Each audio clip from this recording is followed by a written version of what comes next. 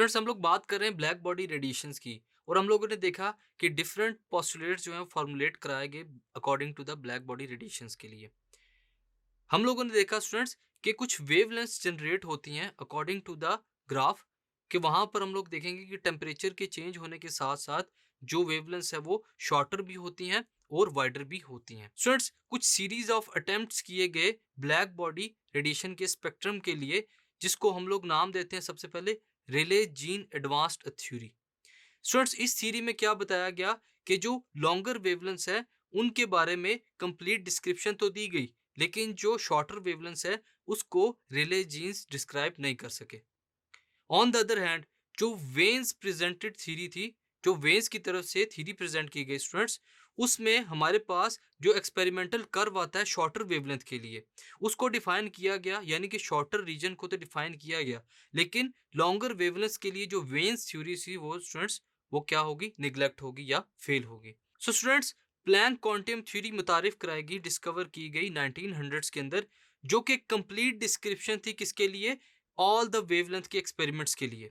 इस सीरी में प्लैंक ने दो एजम्पशंस की हैं students, which at that time were bold and controversial.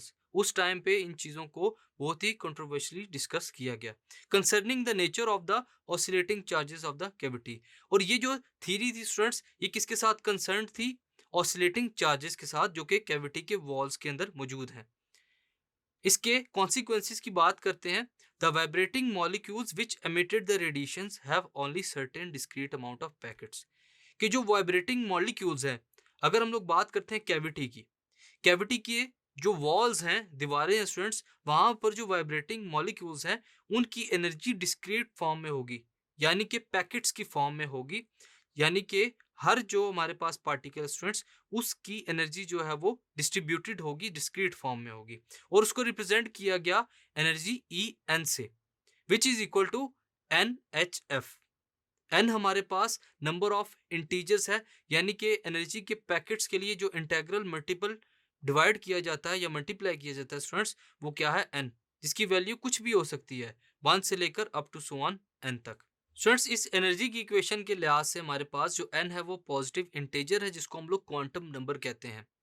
वो यही हमारे पास एनर्जी के पैकेट्स चेंज होते हैं according to the quantum number. F is the frequency of vibration of the molecules. जो मॉलिक्यूल्स वाइब्रेट कर रहे हैं किसी पर्टिकुलर फ्रीक्वेंसी के साथ, उसको हम लोग एफ से डिनोट करते हैं। The energies of the molecules are said to be quantized. जो मॉलिक्यूल्स की एनर्जी है वो क्वांटाइज्ड फॉर्म में होती है, और जो अलाउड एनर्जी स्टेट है स्टूडेंट्स उसको हम लोग क्वांटम स्टेट्स कहते हैं। Where the factor H is a constant. H जो है हमारे पास वो एक कांस्टेंट फैक्टर है, नाउन एज प्लैंक कांस्टेंट, इसको हम लोग प्लैंक कांस्टेंट कहते हैं, और इसकी स्पेसिफिक कांस्टेंट वैल्यू होती है 6.626 मल्टीप्लाई बाय 10⁻⁻34 जूल सेकेंड्स। जो दूसरी कैटेगरी है स्टूडेंट्स प्लैंक कांस्टेंट थ्योरी की, उसमें क्या है, the molecules emit energy in discrete units of light energy. हम लोग देखते हैं कि पैकेट्स की फॉर्म में, डिस्क्रीट यूनिट्स की फॉर्म में जो है वो लाइट एनर्जी एमिट होती है मॉलिक्यूल्स की, जिसको हम लोग क्वांटा या फोटोन कह सकते हैं। स्टूडेंट्स फोटोन क्या होते हैं, बेसिकली वो एनर्जी होती है, वो लाइट होती है जो कि किसी भी ऑब्जेक्ट से at the specific time emit हो रही होती है। तो हम लोग देखते हैं कि प्लैंक की थ्योरी के अकॉर्डिंगली जो लाइट है वो फोटोन या क्वांटा की फॉर्म में, जिसको हम लोग डिस्क्रीट पैकेट्स कहते हैं स्टूडेंट्स, उस फॉर्म में रिलीज हो रही होती है। They do so by jumping from one quantum state to another. ये कैसे होता है, जैसे ही कोई इलेक्ट्रॉन एक क्वांटम स्टेट से जंप करके दूसरे क्वांटम स्टेट की तरफ मूव करता है, तब हमारे पास वहां से एक फोटोन जो है स्टूडेंट्स वो एमिट होता है। If quantum number changes by 1 unit, अगर हम लोग देखते हैं कि जो क्वांटम नंबर n है वो 1 यूनिट से, यानी कि 1 से अगर 2 चेंज होता है, energy of that molecule is equal to H F. तो वहां पर जो उसकी एनर्जी होती है वो किसके इक्वल होगी स्टूडेंट्स, एच एफ के, जिसमें हमारे पास प्लैंक कांस्टेंट भी इन्वॉल्व है और फ्रीक्वेंसी ऑफ वाइब्रेटिंग मॉलिक्यूल भी इन्वॉल्व होती है। Hence the energy of a light quantum corresponding to the energy difference between two adjacent level is given by E is equal to H F. तो जो हमारे पास energy होगी वो किसके इक्वल होगी students, E is equal to H F. जो molecule है स्टूडेंट्स वो रेडिएट करेगा, यानी कि एमिट होगा और एब्जॉर्ब करेगा एनर्जी को only if it change quantum state. यानी कि एक क्वांटम स्टेट से अगर दूसरे क्वांटम स्टेट के अंदर मूव करेगा, तभी हमारे पास जो मॉलिक्यूल की एनर्जी है वो रेडिएट यानी कि निकलेगी, और एब्जॉर्ब भी होगी at the same time. If it remain in one quantum state, अगर हम लोग n इज इक्वल टू 1 यानी कि पहली क्वांटम स्टेट की बात करते हैं और हमारे पास जो मॉलिक्यूल है उसी क्वांटम स्टेट के अंदर रहता है, तो बिल्कुल भी कोई एनर्जी ना ही ऑब्जॉर्व होगी और ना ही एमिट होगी। जो की पॉइंट्स हैं स्टूडेंट्स प्लैंक क्वांटम थ्योरी के, is the radical assumption of quantized energy. इसी से हमें पता चलता है कि जो हमारे पास इलेक्ट्रॉन्स हैं वो क्वांटाइज्ड एनर्जी की फॉर्म में या क्वांटाइज्ड एनर्जी स्टेट में होते हैं। This development mark the birth of the quantum theory, और यहाँ से हमारे पास जो क्वांटम थ्योरी की बर्थ है स्टूडेंट्स मार्क होना शुरू हुई। और इसी थ्योरी से हमें पता चला स्टूडेंट्स कि जो फोटॉन्स है वो डिस्क्रीट पैकेट्स की फॉर्म में एनर्जी को एमिट या ऑब्जॉर्व करते हैं, और जब तक हमारे पास क्वांटम की स्टेट चेंज नहीं होती तब तक ना ही जो मॉलिक्यूल है एनर्जी को एमिट कर सकता है फोटोन की फॉर्म में और ना ही एब्जॉर्ब कर सकता है। ये है हमारे पास प्लैंक कांस्टेंट थ्योरी। भी रिसेंटली हम लोगों ने बात की है कि जो ब्लैक बॉडीज है उसमें से रेडिएशंस एमिट होती हैं और उनकी कुछ वेवलेंथ्स होती हैं।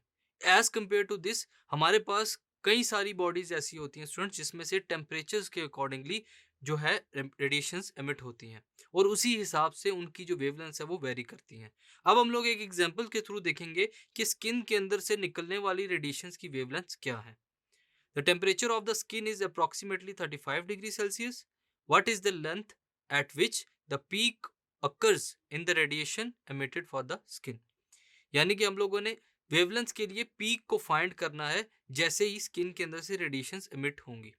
तो हमारे पास इसके लिए जो फॉर्मूला है स्टूडेंट्स वो क्या है, lambda max into T which is equal to 0.289 multiply by 10⁻⁻² metre kelvin.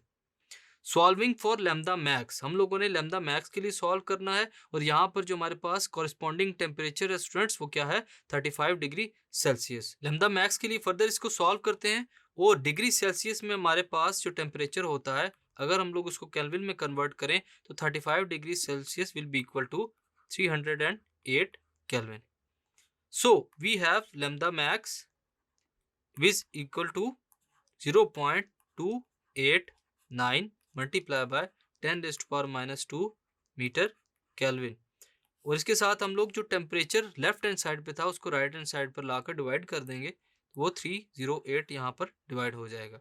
तो अगर हम लोग इसको डिवाइड करें स्टूडेंट्स आपस में तो lambda max will be equal to 9.4 micron metre. This radiation is in the infrared region of the spectrum. तो अगर हम लोग वेवलेंथ की जो पीक्स हैं अगर ग्राफिकल वैल्यू से उसको कंपेयर करें स्टूडेंट्स, हमारे पास जो वेवलेंथ है स्टूडेंट्स वो उस वेवलेंथ से कंपैरिजन के साथ इंफ्रारेड रीजन के अंदर फॉल करेगी। इंफ्रारेड रीजन के अंदर हमारे पास जो वैल्यू होती है स्टूडेंट्स वेवलेंथ की वो माइक्रोन मीटर्स के अंदर होती है। सो इस एग्जांपल से स्टूडेंट्स हम लोगों ने वेवलेंथ की पीक को फाइंड किया जो कि इंफ्रारेड रीजन में फॉल कर रही है। Thank you.